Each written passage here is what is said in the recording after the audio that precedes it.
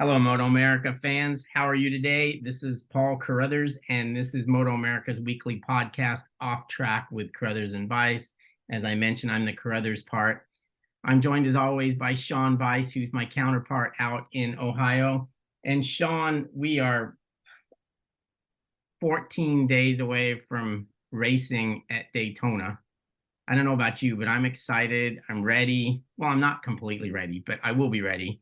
And it's funny because it seemed like not so long ago, I think I did a post that it was 100 days from then until the Daytona 200. And now we're looking at, actually 14 days from now, they're actually on track and racing. Wow. So, Wow. yeah, That went by so fast. it That's did a go by fast. And yeah, Daytona's always been like that, because it's, MotoAmerica didn't do Daytona obviously until last year was the first year.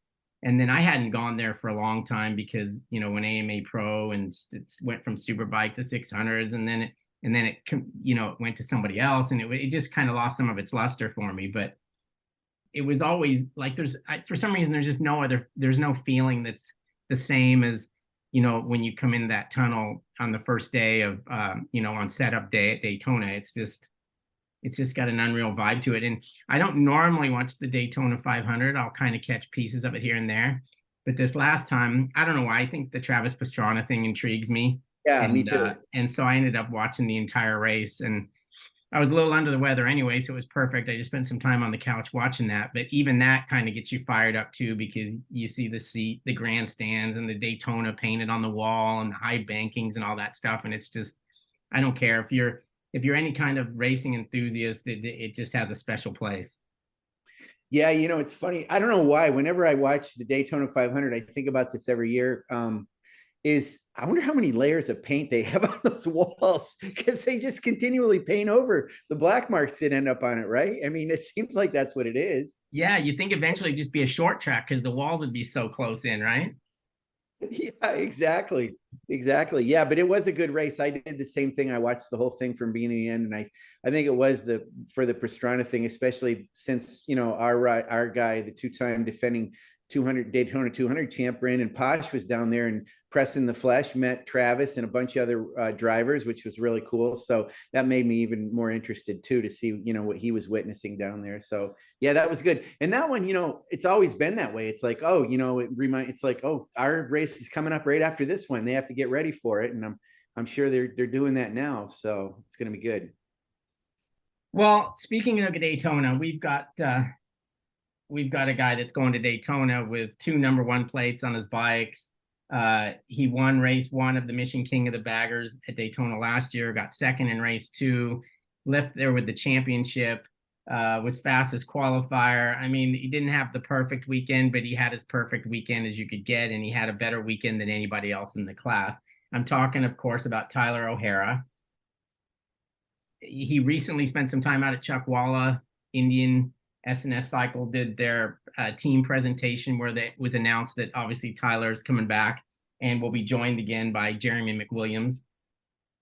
I know Tyler is a Jeremy fan, as we all are. I mean, you and I talk about it all the time. It's like, man, I'm just so happy that guy's part of our series, and I was thrilled that he was coming back. And he's just he's such a larger than life guy, and the Yeah. fact that he's going to be 59 years old is just, I mean, he's almost our age for God's sakes, and he still does what he does, and he does it really well. And yeah, so anyway, that announcement came out, and we'll have to have Jeremy on the show again because last time it was a lot of fun. But our focus today is obviously on Tyler. He won one race last year in King of the Baggers, and he was on the podium 5 total times out of the 7 races. The important thing for him, as it turns out, was the fact that he didn't have any DNFs. Now, let's bring him in. Tyler, one of the first questions I want to ask you, and by the way, welcome to the show, and it's always nice to have you. And one of the things that I think with the expanded schedule this year, I mean, there's twice as many races. I mentioned them not having a DNF, which was ultra important. This year, I think having the extra races is kind of cool because not one mistake or a DNF is going to kill somebody's championship choices. Does that take a bit of the pressure off? Hey, Paul. Hey, Sean. Thank you guys for having me on. It's an honor. I appreciate you guys having me on. New round, new championship this year. Obviously, running the number one plate. The Indian Challenger is proven reliability. Is a big confidence booster going into a long championship series. I wouldn't say every race, you just take it one race at a time. I'm excited about the opportunity to have double headers. As you know, last year with the Dash for Cash, I did really well on Saturday and won quite a few of those races as well. So the opportunity to race a doubleheader every weekend is going to be great for the fans, and it's going to be great for us on the Indian Challenger for sure. Now, I mean, can you? I mean, it seems so cool to me that you're going there with two number one plates. I mean, you try your entire life to get a number one plate, and the majority of people never get it, and here you have two. You're pretty much on top of the world when it comes to this new form of racing, and along with Kyle Wyman, I think you and him are the face of that King of the Baggers championship. Yeah, well, thank you, man. It takes years and years to become an overnight success, and There you go. uh, preparation and good habits and discipline and sacrifices and having good people around you and mentors. And Jeremy's a great teammate. He's my wingman. He's a dog, and it's going to be a dog fight. And just winning the two championships last year, Jeremy was a big part of that. As far as developing the motorcycle and making me a better rider on and off the track, and just having the whole team at SNS Cycles, they have the passion and the will and just the drive. And obviously, I'm excited. I'm so happy. And just, if you saw the smile on my face right now, it's a dream come true to be running the number one plate in both classes. And I'm just going to enjoy it and looking forward to it.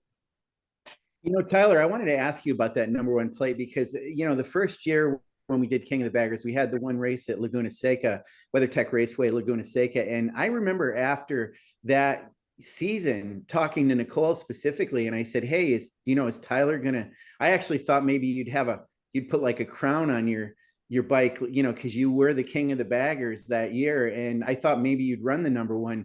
Why did you not do that? Is it because it was only one race and you felt like it wasn't a championship because it was only one race, or what was the decision in there? Well, I believe it was just the sanctioning body didn't feel it was appropriate just because it was a one-off race. Didn't make any difference. I knew the situation, and the number 29's kind of just become an iconic number for the Bagger Championship as well. Yeah, I thought it was your decision. I didn't realize that. I didn't know. I thought maybe that you didn't want to put the number one on, but that's why I was thrilled this year.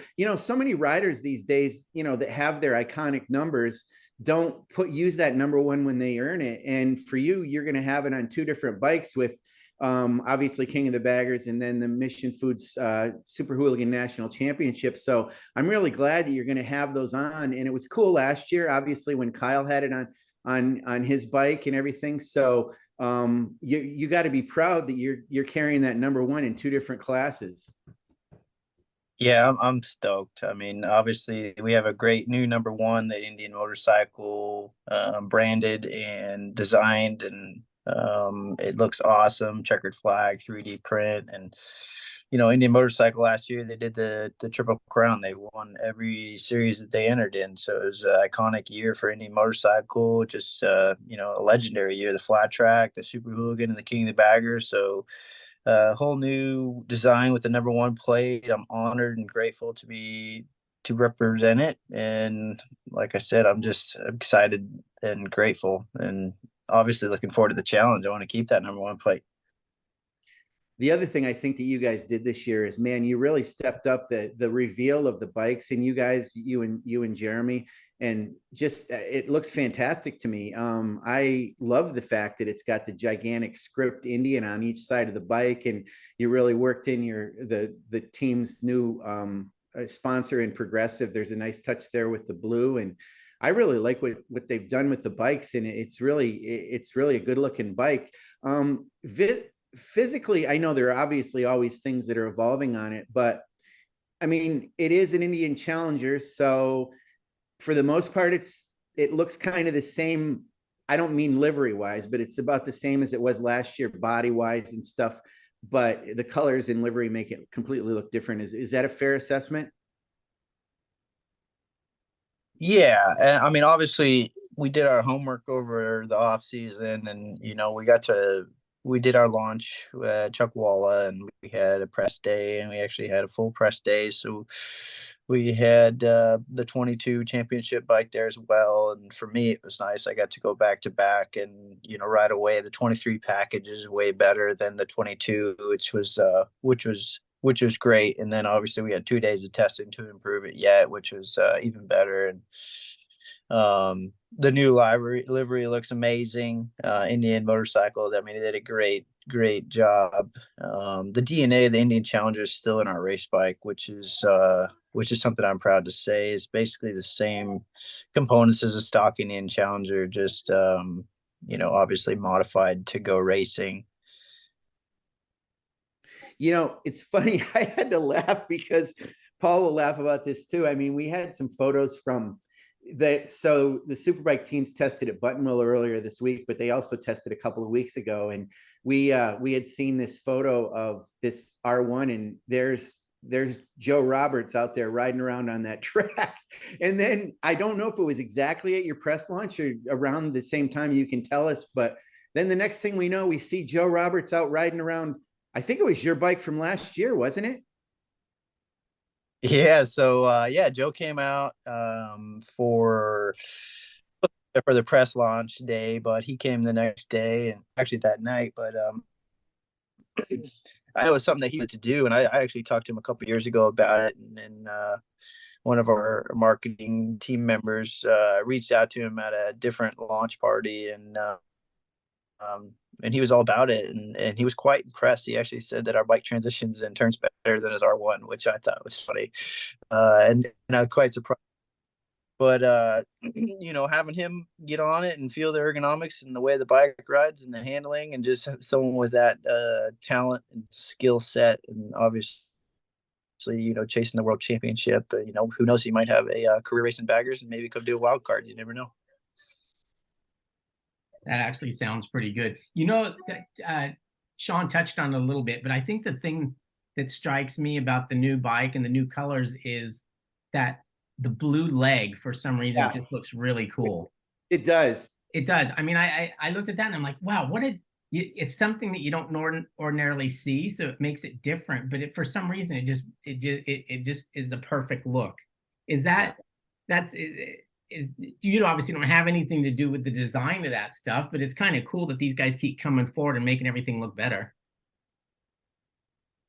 Oh yeah, absolutely. The branding is on point, bringing on these new sponsors and really having a lot of brandage on these bikes is a big plus as a sponsor. But just, yeah, man, when you look good, you feel good, you ride good, and for me, it was unveiling, and it was something that you like looking at, and it just brings you confidence. And, it's exciting. I love it. I'm really enjoying it, and I'm proud to represent these great sponsors. Now, when I look at the coming season, obviously the grid has grown in King of the Baggers. Everything's gotten bigger. There's double the races. There's double the interest that there ever was. And I think people just are so excited for Daytona, not only because of the Daytona 200, but also because of King of the Baggers. And some of them maybe only because of the King of the Baggers. But it just shows how far the series has come. And then we're getting some new riders in there, like Jake Lewis wasn't a surprise to me, because when I thought of Jake, I thought he'd be good on a baggers. He's tall, and he could leverage the bike around a little bit maybe, and he's got superbike experience. Did it surprise you that he's coming into the series, and how do you think he'll do? I'm excited about the challenge. I think he's a great rider. I think there's a few other great riders coming into the paddock. It gives more depth and more credibility to the series. Obviously more races this year. I'm excited about the opportunity and the challenge ahead. it's just going to make it that much sweeter, I would say. And we're ready to fight, and I think he's going to have a little learning curve. Obviously, I got the most time on this bike out of anybody. This would be my 4th year, and I've been there since day one of the development of this motorcycle, and I feel very comfortable. And the bike keeps getting better and better, and my preparation for the season, and I mean, I'm coming in better than I've ever have. Same with my teammate Jeremy, and I think it's great. We're getting more riders, and obviously the opportunity to race twice a weekend is great for the riders to make a little more money and have a great opportunity there. But firing it up at Daytona, there's nothing like it. The first race of the year, it's basically kind of like the Super Bowl of our sport. The stadium when you go through the tunnel, and just it's the one you want to win. And obviously my mindset is New Jersey. So just get through Daytona and do our homework and prepare for Daytona the best we can. And but no, I'm excited about the challenge for sure. Bring it on. And so in our lead into talking to you, Paul and I were talking about what Daytona means. I know you've been at Daytona for a lot of other reasons beyond what you've been doing the past couple of years, but what is Daytona? It's got to be special to you, right? I mean, it's different for you on the bagger. It's different for you on the Super Hooligan bike too, but it's just different for you in terms of other tracks anyway. So what's your feeling going into Daytona? Does it feel like a special kind of a little bit of a different thing? To me, it's a great opportunity with our bike and our package. And when you go through that tunnel, there's something that clicks. You come out and you get into your warrior mindset, and it's one of those stadiums and venues where you really it just something clicks, where something comes out of you, and you get the best out of yourself. And it's a special feeling. Obviously, it's taken me 12 years to get my first win there. Now I got 4 or 5 of them. And,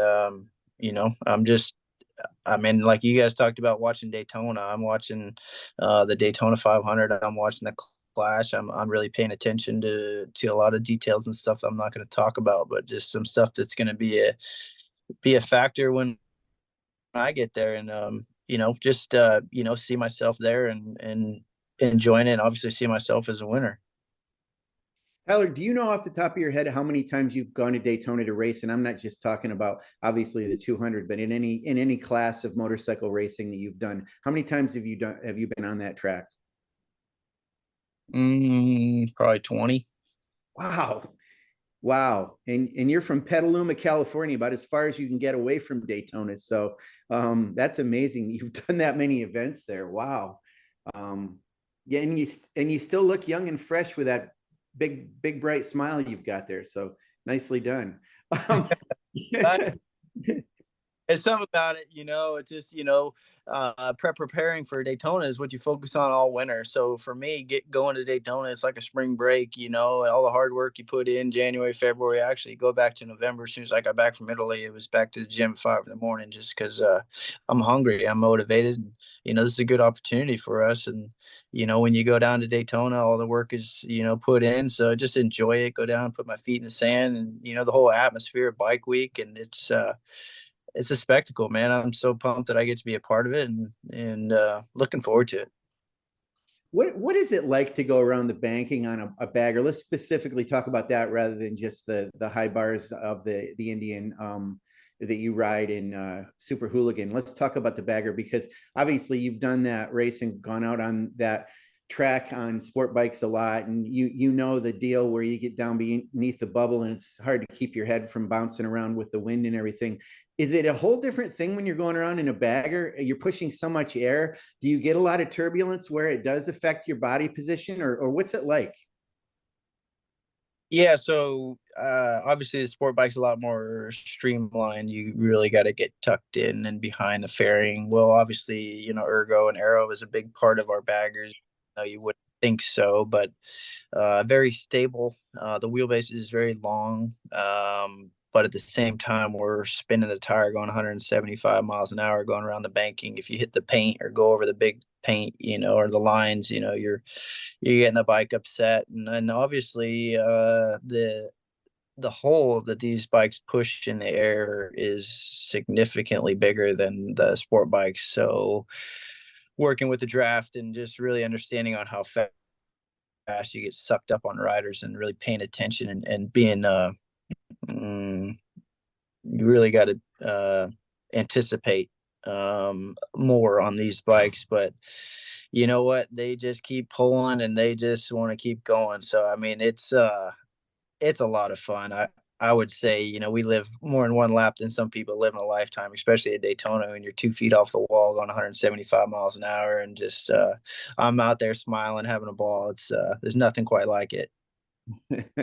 That's fantastic. And you're going to be in two different classes. You're with Super Hooligan National Championship with the number one on that bike, also on an Indian. So you are Mr. I would say Mr. Indian in terms of the riders that are out there. We've seen a little bit of a shift this year. There are a couple of teams, or at least one that we know of, that shifted to the other brand. Are you cool with that? Are you like, well, fewer of us, but we're going to make a bigger deal out of it? Or, kind of seems weird to you? What's your reaction to that? How things changed a little bit in terms of who's on what out there this year? Well, I mean, first of all, I think they maybe jumped ship a little too soon. Um, with the going from Indian to Harley, I personally think that was maybe a mistake. But as a business standpoint, Stan Saddleman does a lot of business on Harleys. I know Harley's fired up and motivated to get more riders on the grid, stack the grid. Obviously, with not having unlimited testing like they did last year, obviously there's probably some incentive for the teams, and which any Indian rider can get the same parts that we have on our bikes, which is the same thing that Harley is offering. I mean, it just gets us back to feeling like the underdog again. The first year I went out there, I was only 2 Indians out of 14, and basically it's the same story. I just, our bike, we obviously made it better over winter, and we still have improvements yet that we're gonna make the bike better. I'm excited. For the championship is quite doubled, obviously. So reliability is going to be a big factor. The Indian Challenger is proven to be reliable and have the fastest trap speeds as well. So along with the better transmission and just quite a few other stuff that just make our bike better. From a business standpoint, probably makes sense, but I think they maybe jump ship a little too soon. Tyler, last week we had Jason Kale on, who basically runs the Harley Davidson King of the Baggers team, and he was explaining to us a little bit about the new rules and how it affected Harley Davidson, et cetera, et cetera. He thought the rules were good. He thinks that like MotoAmerica, the goal is to have some parity and have more guys able to fight near the front. I know you're not an engineer, and I don't expect you to give me an engineering answer, but as far as being a rider, are you happy with how things are progressing with the class and things like parity and rev limiters and things to try to make things as even as we can get them? Yeah, I mean, obviously, as a rider, you want the fastest bike possible at any time, and you want to keep developing these bikes because I feel like there's still more development, and these motors are just getting woken up. But obviously, you want to get more riders on the grid. We're seeing that this year, and I honestly think it made our bike better. My bike is going to be more rideable, better on the tires, and then obviously inertia and the mile per hour at Daytona is going to be quite a bit better this year, I believe. So that's out of my control. I mean, obviously they ask us for our feedback and stuff. So losing the 300 RPM, and then obviously the crank is going to be quite a bit different than last year. But we got better in other areas, and I believe it's pretty even. They have their strengths and weaknesses, and obviously, we study our opponents and we get better. And and we know our strengths, and we obviously working on our weaknesses to get better. So you get more riders on the grid, and obviously, more reliability, making it more cost effective, is good for everybody. The limited testing, I feel like that's going to be another big advantage for us this year. Last year, our competitors were testing 5 or 6 times at certain tracks, where we would just show up at a track day the week before and get a baseline setting, but have to work away at it every session to get up to pace. So I think that's another advantage for us, as far as limited testing. And then just overall package, our bike is better than last year. So I think it's a win-win for us. Daytona is obviously the exception, and the answer would be obvious. But if you have to, on a King of the Bagger, what is more important to you? And again, this is beyond Daytona, but what would be more important to you, the way the bike handles or just having more power? Oh, for sure, more power. I don't care if that thing's wiggling or sliding or whatever. A horse, man. All right, that makes sense.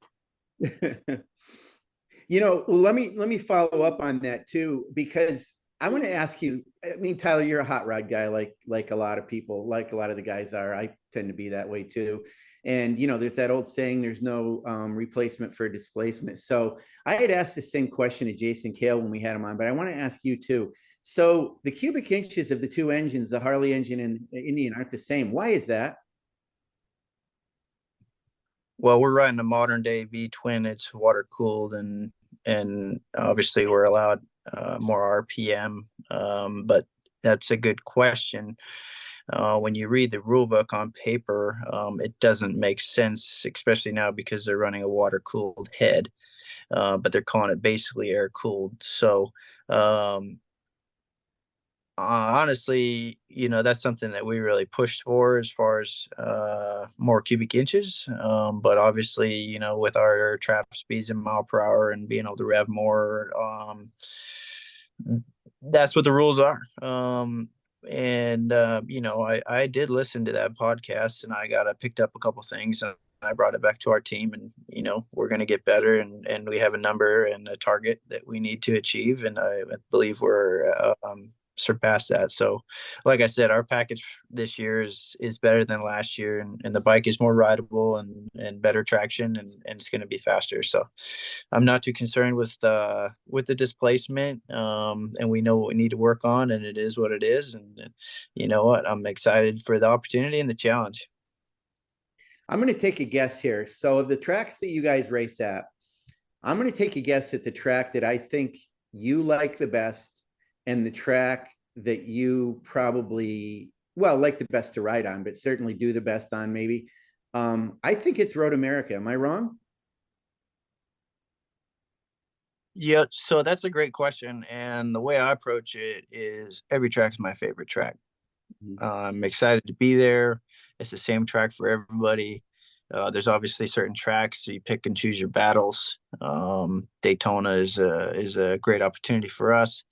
Road America is a great opportunity. I love Road America. I have yet to get my first win there, but my dream is to go win and beat them at their home track this year. So that's definitely a challenge, and they run good there. So we're going to do our homework, and we're going to show up ready and hopefully get that first win at Road America this year. Yeah, and you're right. I mean, that is their track, so to speak. But are there some tracks where I don't want to say it's a chore, because as you said, you love all the tracks. Is there some tracks that it's a little bit more difficult for you to get the thing around the track than others? Oh yeah. I mean, with our 120 pounds and no fuel in them. So, we go to Road Atlanta and we go to Laguna Seca. I mean, it's a handful coming over turn one, spinning the tire, wheeling, and then going through the corkscrew and down the rainy curve. I mean, it's work. I mean, every time you show up on these baggers, and no matter what track you're at, you got to be 100% focused and committed to going 100%, because if you're not 100% every session, you're going to be out the top 6, top 10 now. I mean, that's how competitive this series is now. And we're riding them 100% on the limit every single session we're out on the track. All right, you did mention wheelies, and so far I don't see anybody, and with apologies to the rest of them, I don't see anybody that wheelies the thing as quite as good as you do. Now, we also had an incident at Laguna Seca where you did it through the corkscrew, and I want to say the front wheel was damaged, and you might have almost crashed, although probably not the way that you know how to do those things. But did you get into trouble? Has anyone ever told you like, hey Tyler, take it easy on these wheelies because you're killing us? That time I did have a good talk. So, you know, we're raid baggers, right? We're having fun. It's for the fans, right? It started out as kind of a a sideshow, for instance, but it's my niche. It's what I'm really good at, and no one else is doing wheelies. And where I come from, is this called Unknown Industries. Well, they make their money doing wheelies, and every time I do a wheelie, I'm kind of represent where I'm from, and just honestly, I'm having so much fun, and it's bike skills, right? You got to be able to ride the bike any which way. And my dream is to do nose wheelies at some point and drag my elbow.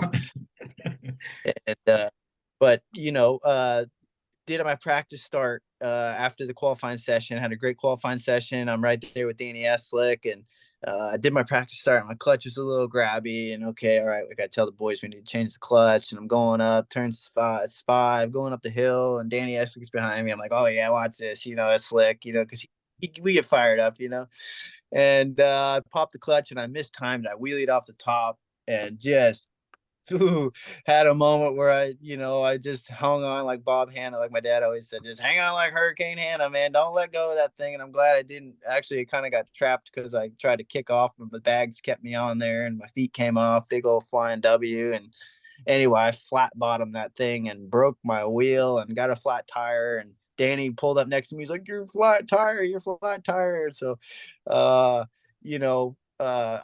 came into the pits. I had a broken front wheel and my tire was flat. And for me, just to get back to the pits was like a whole chore. I'm like, okay, don't crash it now that I got a flat tire. And I got back to the pits, and the guys kind of laughed a little bit. And then I'm like, okay, I'm gonna get a good talking to here. Oh God, that was stupid. What am I doing? This is, like I got to race this thing, and we only have one more set of wheels, whatever. And then my boss, Gary Gray, comes down. He was like, dude, that was awesome. I was at the corkscrew. And I was like, man, I could have been a hero or a zero, but I pulled it off.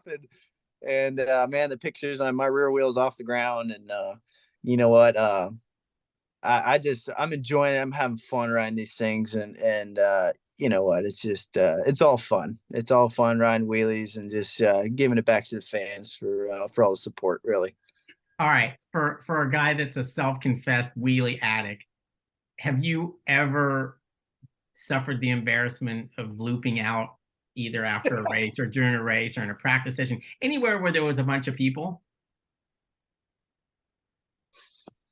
No.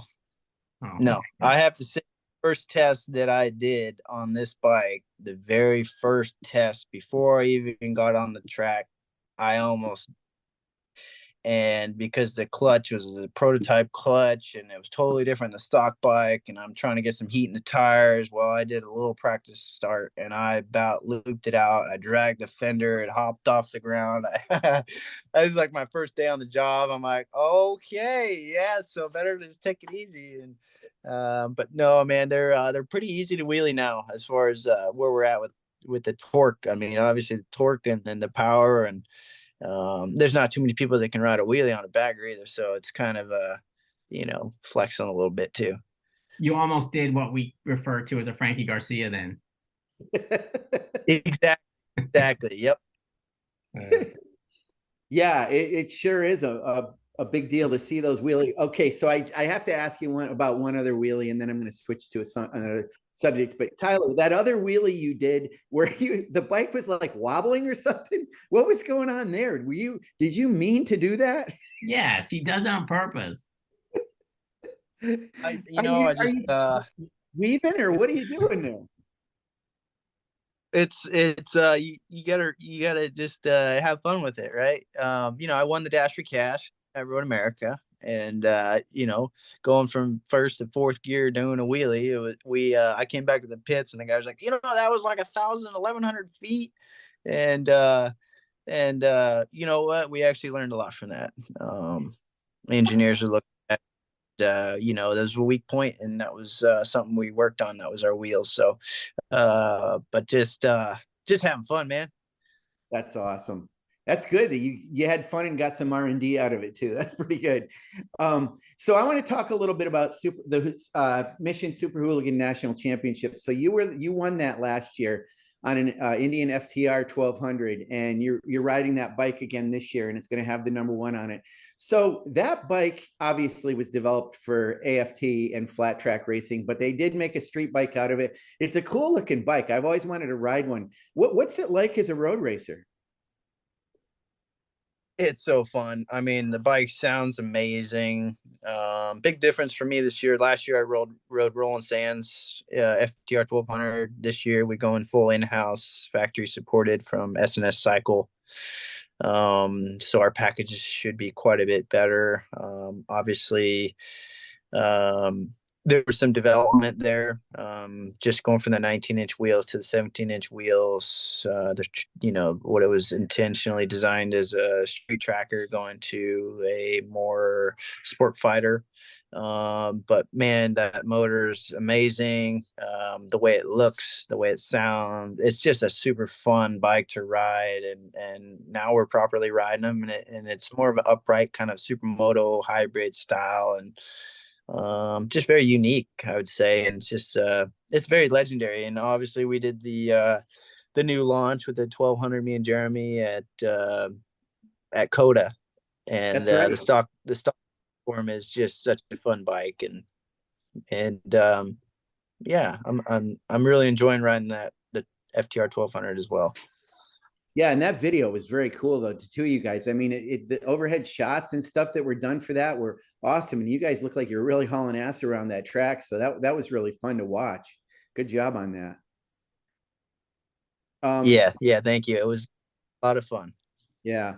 So this year with I don't know if this is even going to impact you, but I want to bring it up because I did a story earlier this week about the fact that, at Laguna this past year, that Stefano Mesa rode that Energica battery bike, and they've upgraded it a little bit this year, I think, and he's going to be racing the entire season beginning at Daytona. So they had two battery bikes at Laguna last year with the Zero bike. I don't know if there are going to be any other ones, but we do know that Mesa is going to race every round. I suppose that has no impact on you on the track, but what's your feeling about internal combustion engines versus battery motorcycles on the track in the same series, same championship at the same time? I think it's unique. I think it's something that is going to draw a whole new different spectator to and draw attention. Obviously at Laguna Seca, I tried a second gear start and went completely backwards, and I'm pretty sure he almost shot it from the third row. So I mean, the instant torque is pretty incredible.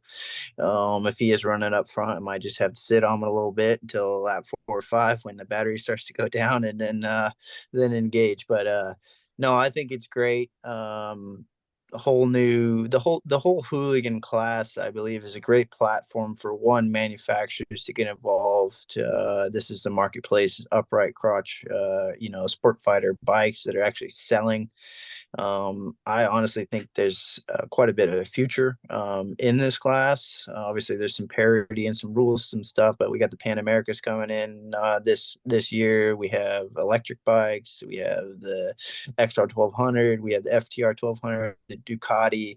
So as a manufacturer, we got the KTM 890. It's a great platform to showcase your motorcycle, and obviously directly relate to your consumer. I don't mind it. I think it's a little interesting because there's quite a few unknowns, but and obviously it's still 600 pounds or 500 pounds or whatever the bike is there. So strengths and weaknesses as well. So I think it's just going to be it's going to be interesting. It's going to be interesting. I don't think they're going to be able to go full juice at Daytona for 6 laps, but maybe they will. We'll see. And the amount of torque and power they are putting out is quite impressive.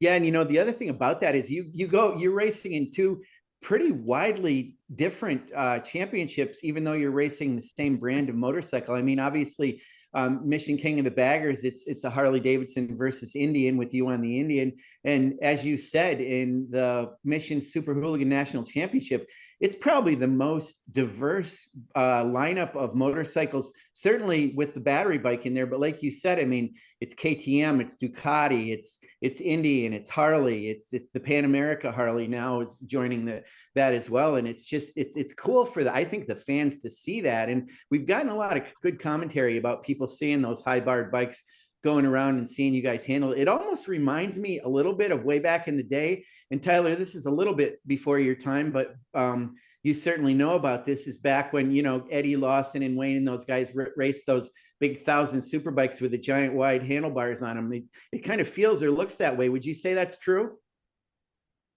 Yeah, absolutely. And every bike has a strength and weaknesses, and are better in certain areas. And, you know, as a fan, you can really see the riders working around and their style. You know, nothing's really hidden behind a fairing, and they're trying to get small and arrow. And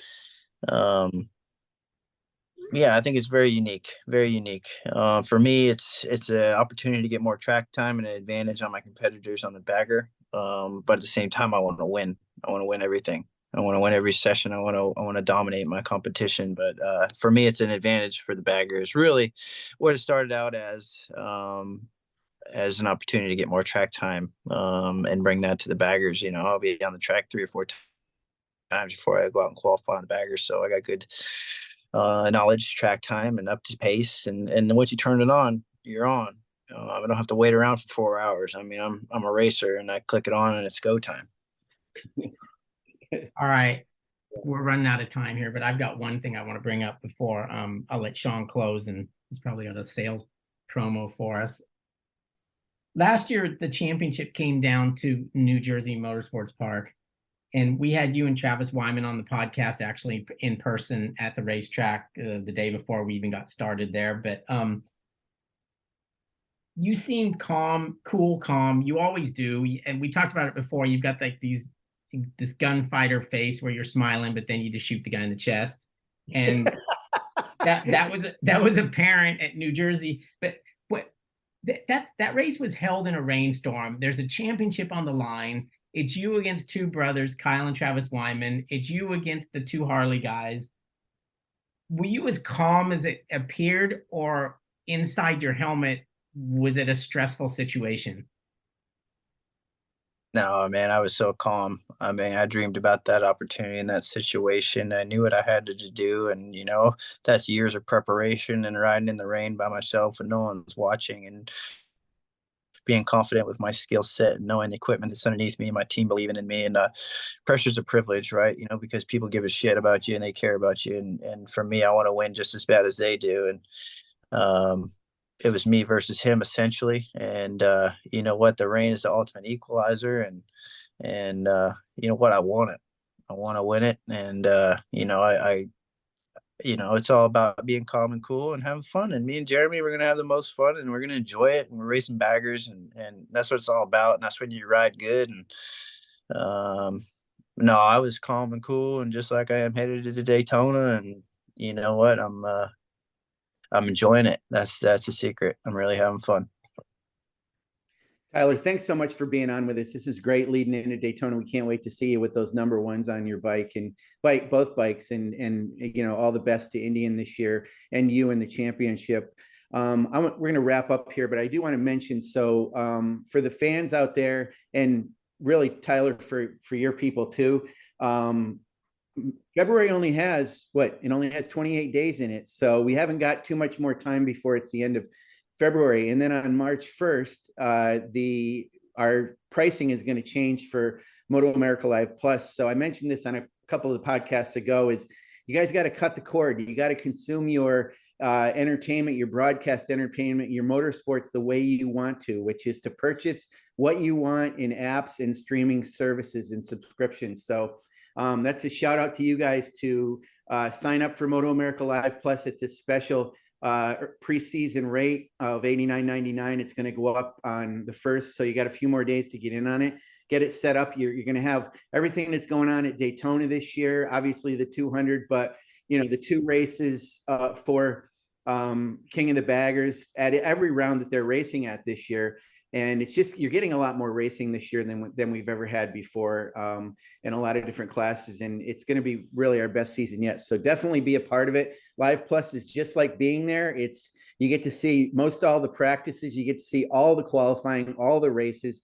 And it really, even when you're there and you watch it, it helps us as well, because we watch it when we're around the track or in the media center, and a lot of the riders say that they watch it too when they're there. So even if you're at the track, it's great to have, and if you can't be there at every race or at a race for whatever reason, it's the next best thing to be in there. So again, MotoAmerica Live Plus, sign up for that and do it before March 1st. Thank you. All right, Tyler, we appreciate you being on. As Sean mentioned earlier, you're always a great guest, and we will see you in 9 or 10 days. Yeah. I'm excited. Looking forward to seeing you guys. Can't wait. All right, boys. Thank you.